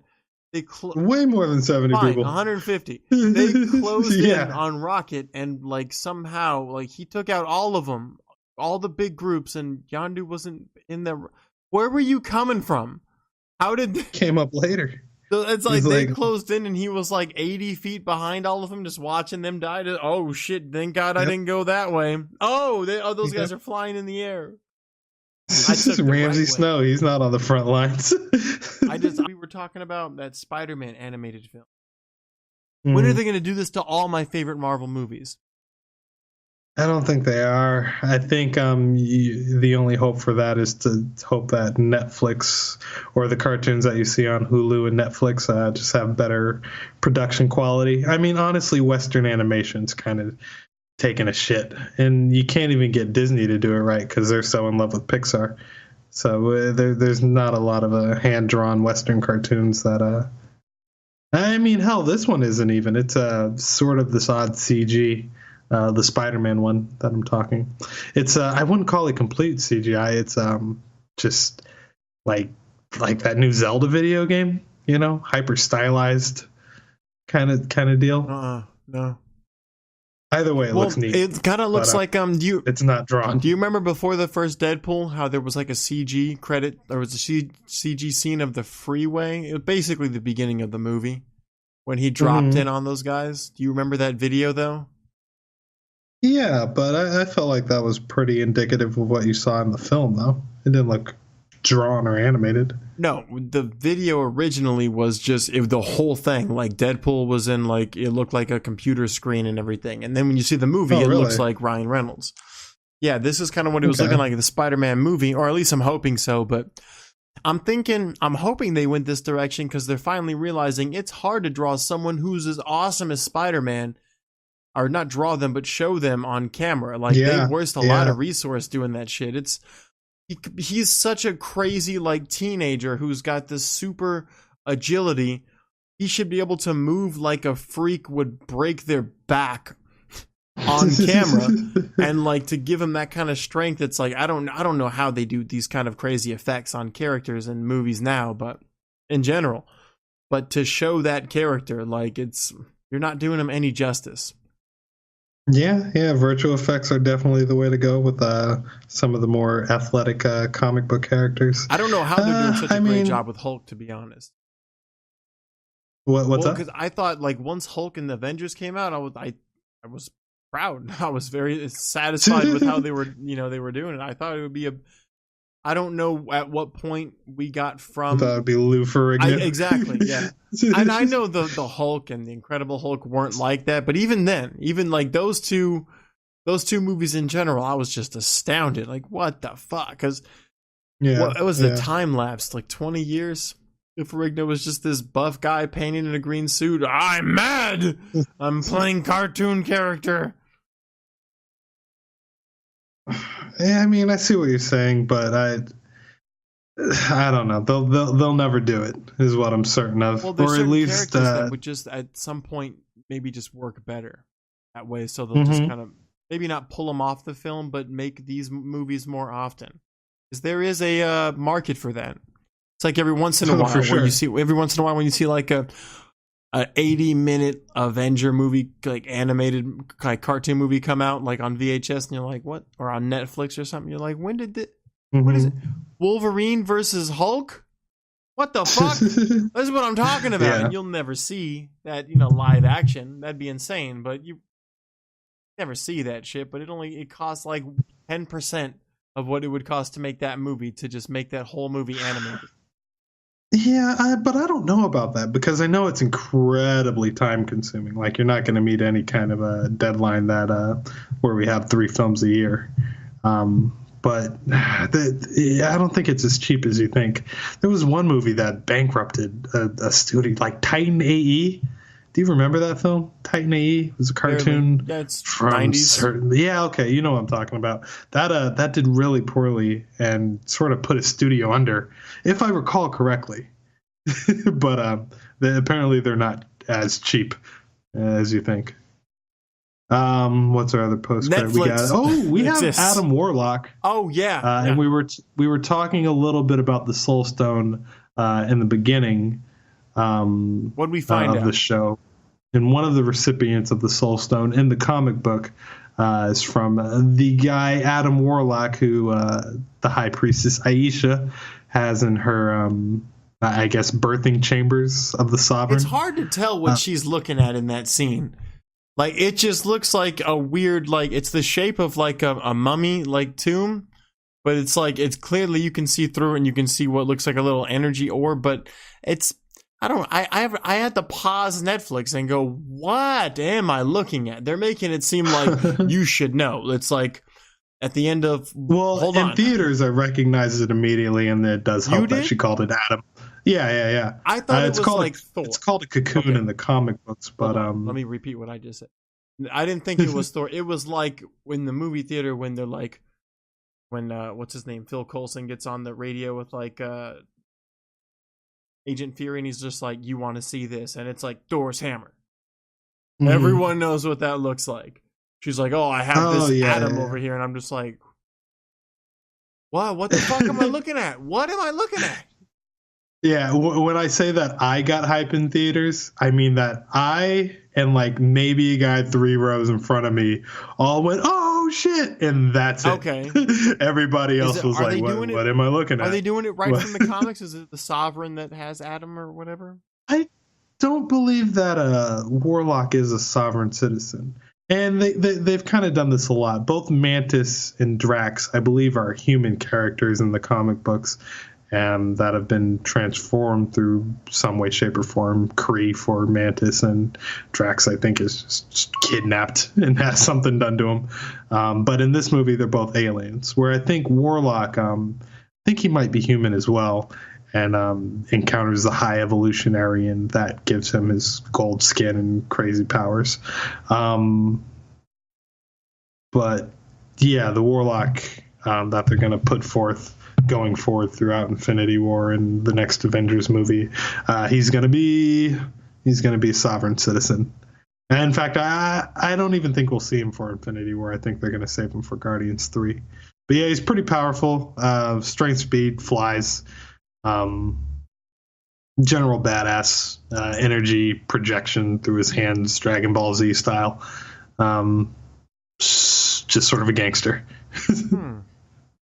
I'm pretty interested. I almost said, when are they going to make a good X-Men movie? But one, I know they're not going to. And two, there's like 6. And there's... I'm still asking the same question. Because Yeah, I mean, they need to stop trying. And already they've pushed back the Dark Phoenix. They've pushed back New Mutants. And they're going to go forward with this X-Force movie. But stop. Sign your entire life over to Marvel and Disney and stop making movies. Dude, just let them get rebooted. One other preview I saw in theater. It wasn't much of a preview, but it was for Legion. Mm-hmm. Legion's a good show, actually. Oh, it's a show. Okay, yeah, Aubrey Plaza. And I was like, is a big screen? Like, what the fuck? No, you should probably watch Legion. They're in season 2 right now, and it's pretty trippy. You're not going to know what's going on at all. It's pretty heady. I don't know where to spend my time, man, because I'm trying to finish up Punisher. And I know someone told me Jessica Jones, like, the whole season's not up. Is it 1 episode? No, the whole thing's up. I watched all of it, and I feel bad for it. The first season's pretty good, but I mean, it's not for me. The second season, it has a myriad of problems. I don't think you'll like it, but hell, we'll commiserate together if you ever get around to watching it. Well, we're running out of money because Netflix. I read somewhere Netflix is going to pick up the Spider-Man movie, but that's what's next. Oh God, Homecoming! Like, right? Like, I think for if less than $10, I can buy a digital copy, but I still torrent it. Okay. I mean, I'm not going to tell you how to go about being ethical. What are you going to do, Trey? The right thing. I want to see the receipt of the right thing. Or do you already have the copy? Yeah, let's just say I own it already. Let's go with that. Bingo, bango. We're both ethical human beings. Do we leave anything out in the end credit scene? Because Adam was pretty cool. Adam Warlock, we got Groot. Clean up your vines. I got so many stories, guys. And we got Yondu Zero. Did we miss anything? I don't think so. Sounds like we pretty much have everything. So what are your thoughts overall on this movie? Ravengers, the original Guardians of the Galaxy with Sylvester Stallone. That guy with the ice face. And Miley Cyrus's head. Yeah. I wonder what they're going to do about that. I think they're going to be cannon fodder for the next big baddie for Guardians of the Galaxy Volume 3, but they were the original members of the Guardians in the comic books, and that was just a little homage to them. And it's good setup because now you got some faces you recognize when bad shit happens. I think they're going to do like a Warriors 3 thing to them. Where like they're going to go on a mission. That's cool. I like when Marvel's doing that. It seems a little bit different for the Guardians of the Galaxy because I guess they travel so far. Like it's not just like, the setting of Earth all the time. It's like they go a bunch of different places. This is our, second or third time seeing Howard the Duck, and it's always kind of funny, at least to me. Howard the Duck was? Oh, yeah, he was at the brothel. Once you go duck, you never, whatever, yeah. Something, whackity smack, yeah. But yeah, so my final thought from this movie, I think as far as Phase 3, what's in Phase 3? Doctor Strange, Civil War. Oh, this movie's second or third, I suppose, out of the 3. I probably like Civil War most. I like Doctor Strange a lot up until when I saw it again and I started noticing, a few things I wasn't liking so much. But I mean, they're all entertaining. Phase 3 is fucking heavy right now with the amount of content we're getting versus there's not enough to hate about the movie to just talk shit about it, I'm trying. Yeah, they're a well-oiled machine at this point. I'm working on it, goddammit. They're pretty hard to do wrong at this point. I mean, they've got it down to a science, and I might have been a little hard on the Doctor Strange movie, but I think that's the last time they're going to do just a standard cookie cutter origin story, except for this Captain Marvel movie. But even then, from what I can tell, it's going to be sort of a period piece. So they're trying new things. But yeah, so far or rather, with this current slate of stage 3 phase 3 Marvel movies, they're batting 1,000, like it's really hard to screw up at this point. I talked about this with a buddy at work a while ago. It's like, compared them to like the DC, like the cinematic universe, it's crazy. Like Marvel's just on one and they can't be stopped. Like there've been not even hurdles. Like they created Ant-Man and Ant-Man, as it stands, it's pretty good for what it is, but like when it was out in theaters, like that was like, for me, it was like a dropping point. I was just like, Marvel's fucking up, man. I didn't like that last one all that much. And you could still make that argument all day, but it's like they're only getting better, right? Well, the thing is, it's not even worth comparing it to DC anymore, because DC's kind of like Aquaman, like the New Mutants and fucking Dark Phoenix got pushed back a bit. And they're shutting it down or doing something weird, but really you can only compare these Marvel movies to themselves at this point. Like they're in their own sport. Well, and I also want to be very clear. When I say getting better, I don't mean each movie on its own is just like is a better movie than the last, but it's definitely drawing a bigger crowd and maybe making more money, and therefore could just be, like mathematically correct saying that it's better, right? Well, I mean, obviously that, yes, but in the terms of quality, like even the bad movies are still serviceable, It's never a train wreck like the way Batman versus Superman is. And now that we're so deep into phase 3, I don't even think they're capable of making a train wreck. I mean, what's the worst thing that they've done? Iron Fist? That's quickly able to sweep. Yeah. I mean, I'm really trying to incorporate everything in the MCU umbrella. Well, that's not fair. I mean, thematically, their worst movies, Thor: The Dark World. And even then, there's people that like it. Hell, I liked it almost as much as Avengers: Age of Ultron, which was an How dare you? God damn it! You can't bring in the TV shows. No, that's not fair, because the dramas are just like it'll cost what the way I see it is it'll cost way less to make this movie if we just kind of shoot it, just me and these 6 guys and these camera, and we got this film crew over here, but we don't need all the graphics as one of these giant movies. Who the fuck watches Luke Cage? I'm just saying, you watched all of it? Yeah. You like it? I mean, okay. Like all Netflix show, they trail off at the end. Stretch any of these out. It's ridiculous. These dramas. Tomorrow's April 1st, as we record. Homecoming coming up. Yeah. We do that in a week. Then we got to get Thor, and that's on Redbox. There's no Netflix having Thor, right? That's after Homecoming. After that, there's no Black Panther on DVD, guys. We got to go somewhere else, do something else. But you know what? I have Logan. I have Deadpool. Before the links, what do you think is on Peter Quill's Zune? What of the 300 songs that he has? Yeah, like it was when you said when they told him there was like 300 songs on there, that was the first time I had heard. Essentially, it was like the first time I'd heard about an iPod. How many we got? Each gigabyte is how many songs? We got 2 gigabytes. God. Oh my god. Yeah, it's gnarly. Oh man.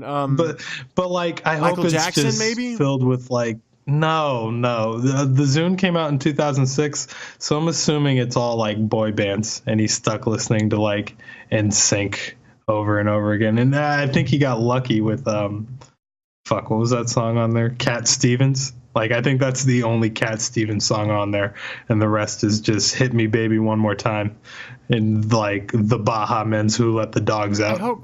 That's all he gets to listen to. This is a tough question to answer, though. Like, what do I think someone put on? So this is a Zune that they found. Yeah. What do I think someone put on this, and all they had was 300? I mean, and the Zune came out in 2006, so you got to put yourself in that mind state. Vanessa Carlton. But Michelle it depends Branch. who bought it, though,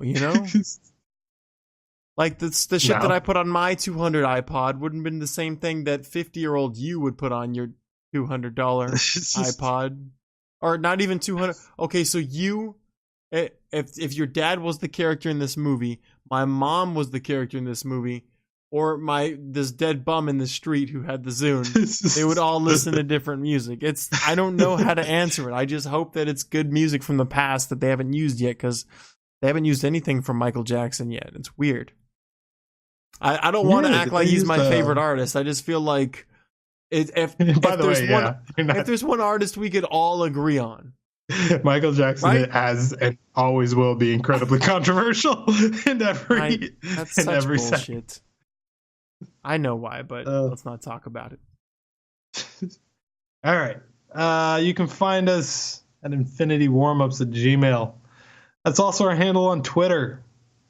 We're Facebook pages too. It's Infinity Warmups everywhere you goddamn go. And since Jabril can't answer, I will pose it to Twitter. What the fuck is on Peter Quill's Zune? Maybe we can get some Twitter subscribers that way. I said Michael Jackson. Yeah? Okay. Which Michael Jackson song? I don't know which. Come on, man. It's all these questions, man. Maybe the fucking Thriller, I suppose. Go with the most typical. Why not? Yeah, damn. You can also find Brill on Brillvision, whatever that is, or Brillvision actually is what we changed it to. You got my YouTube link is somewhere on my Facebook page. Everything's connected to there. Twitter, it's Brillvision. I'm playing Fortnite here and there. I'm trying to get Trey on this shit too. I don't know how to use computer. He's got a dope ass computer for it though. So I'll be putting this. You see this podcast coming out for the Guardians of the Galaxy Volume 2 up on the feed. Brillvision, Infinity Warmup, Twitter, Facebook. Yeah, we got that said and done. I think that's it. That's all the social media that exists. I don't have Instagram. There's Brill TV, dog. Day good night. You just like dab them in his blood. Threw them on the table. Look what you did. Where they at? Let's get ready. Yeah.